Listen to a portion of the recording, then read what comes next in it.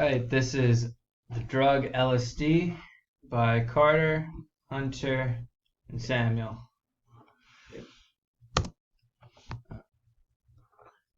Just to start, we're going to have a brief introduction, just a small video, short video, on the basics of LSD and what it does to the body. There's no audio, so the subtitles are all we have to go on, because we have to pay money for Screencast-O-Matic to record the computer audio, so here it goes.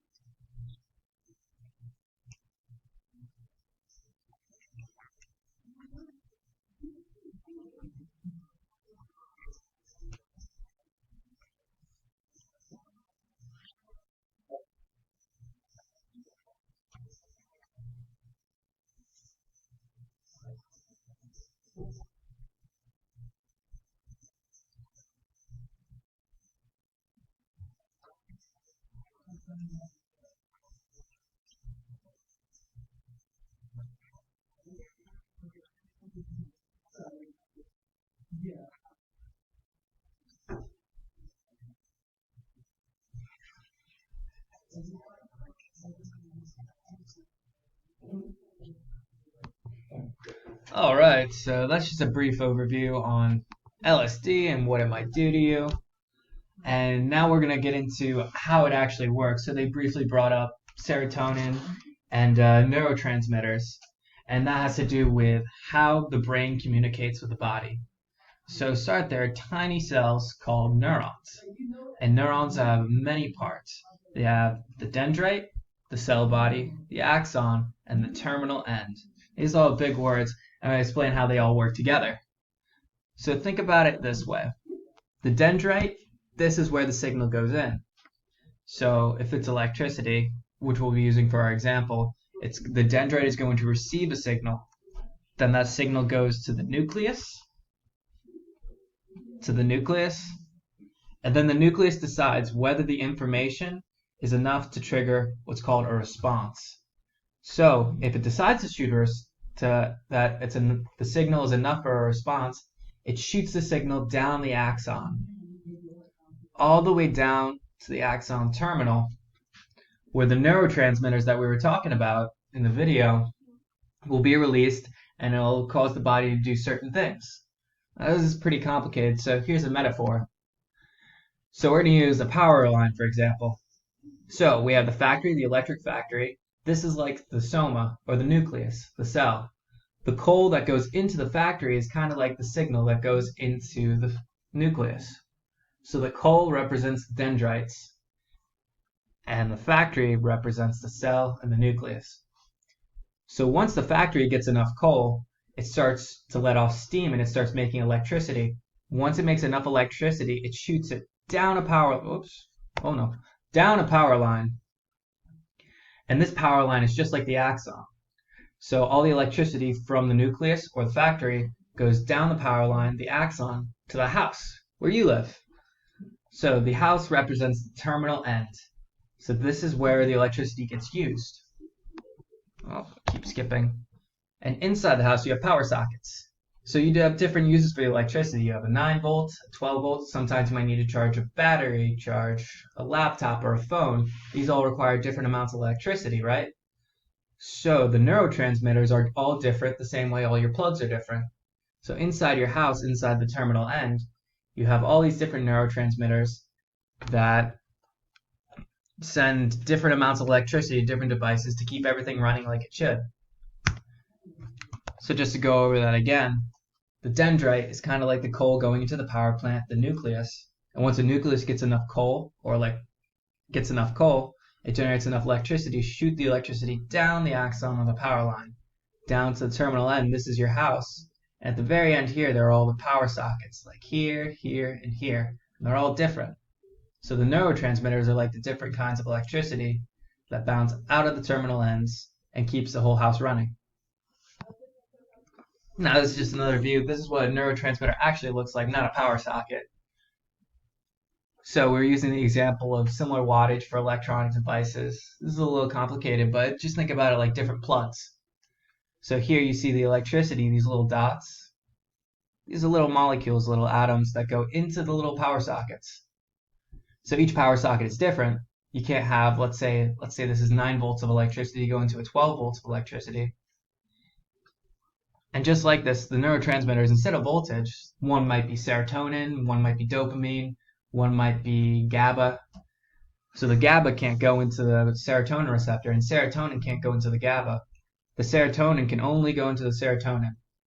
And the reason we have different neurotransmitters is because the neurotransmitters do different kinds of jobs, just like the electricity will do a different kind of job. So let's talk about the serotonin. Serotonin is a neurotransmitter that helps make sense of the world around us. So for example, when the sun goes down, your body will stop releasing serotonin, and that's going to make you sleepy. Now what does that mean? When these receptors, these plugs don't get their electricity, they go to sleep. They don't have enough energy they don't have anything to fill them, so they go to sleep. So when the sun goes down and you stop making serotonin, your body gets less excited and it makes you tired. So what the serotonin is really doing is telling your body what's important. So if something's important, like if you're hungry and you see food, if you're hungry, your body will start releasing more serotonin to get your body excited. And if you see food, your body will release even more serotonin because it sees food and it gets excited about the food. That's why maybe if you're hungry and you don't see food, you're not so hungry. But if you're really hungry and you see a big chocolate cake, you get even hungrier because the serotonin releases and your body gets excited. Another example, if you're hungry and you see someone else eating and you get hungry, that's your body making more serotonin telling you, hey, you need to eat. So LSD is the drug we're talking about. Of all that basic information, LSD is a drug that acts like serotonin. So usually your body makes serotonin. But if you take a drug called LSD, it's a molecule that can plug itself into the serotonin socket. and it will pretend to be serotonin, but your body can't tell the difference. So what happens is your body gets a lot of serotonin and it floods your system, and your body gets really excited because it thinks everything's important because it has so much serotonin. But your body's not making it, you're taking the LSD. So when your body thinks everything's important, it gets really excited and then you hallucinate and a lot of things happen, your brain starts to act funny, and this is what makes LSD a recreational drug. But the biggest important thing is LSD pretends to be serotonin. It's like a substitute for serotonin, but not a good one. I'll pass it off here. LSD affects 2 parts of the brain. First, the visual cortex, and the second one is the serotonin receptors. LSD in the short term causes many physical problems. They are blurred vision, nausea, dizziness, weakness, the chills, sweating, dry mouth, and rapid heartbeat. To go along with the short-term effects, there's also long-term effects, which are much more worse than the short-term effects. Repetitive LSD use can cause persistent psychosis. That's associated with visual and mood disturbances, disorganized thinking, and paranoia. They lose the ability to think rationally, communicate with others, and recognize reality. These psychological disturbances can go on for many years, anywhere from 6 months up to 10 years.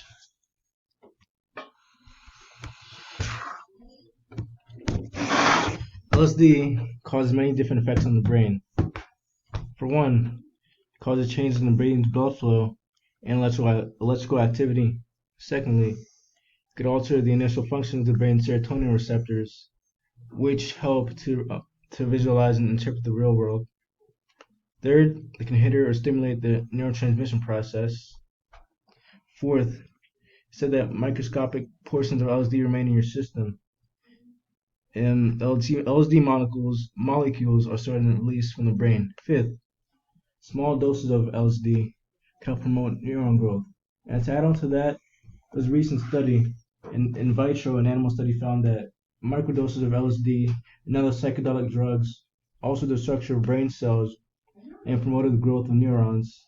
And this is significant because people with mood and anxiety disorders often experience shrinkage of neurons in the prefrontal cortex.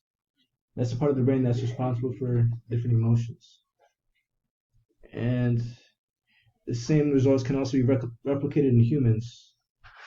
So LSD in this case can kind of reverse the process and result in improved treatments for a range of mental health conditions. Next, we have the overall result on behavior based on certain parts of the brain. For one, it can cause hallucinations where the visual cortex communicates with other regions of the brain which have no involvement in vision.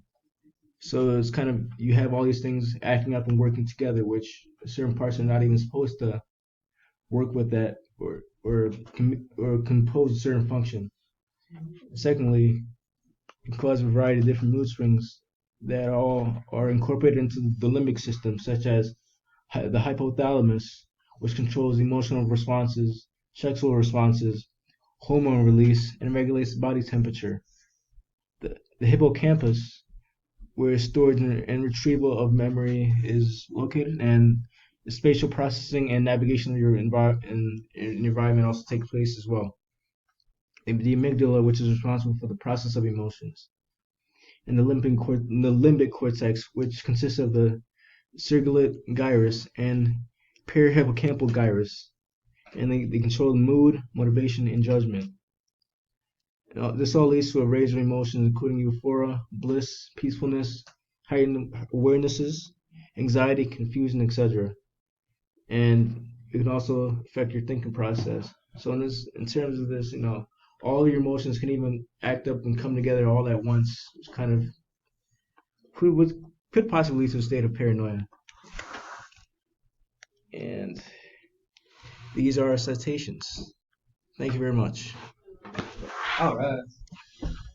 Thank you. Oh, whoa. We got 14. Oh, no. And